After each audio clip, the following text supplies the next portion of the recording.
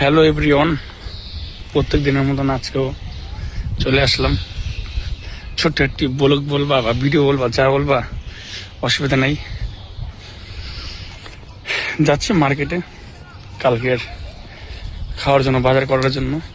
তো এতদিন দেখেছো তোমরা যে 2-4 দিন যে ভিডিওটা করলাম পার্সোনাল যে মল হয় নিজেদের, সেই মলে।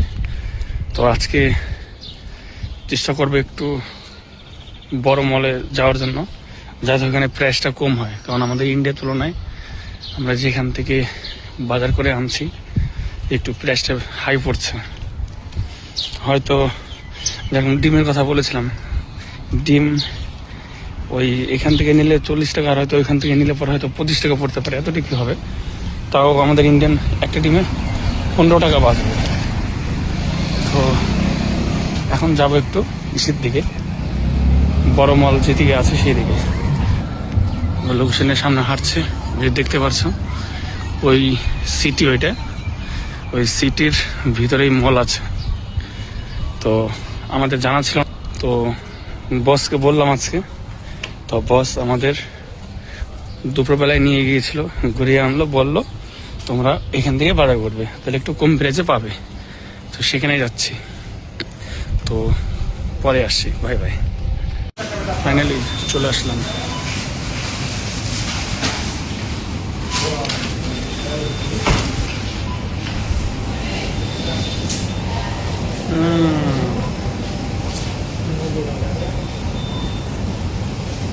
আচ্ছা, প্রাইস দেখতে পাচ্ছ 8-9 গুণা 30 দিয়ে দেবা, তাহলে বুঝে যাবা।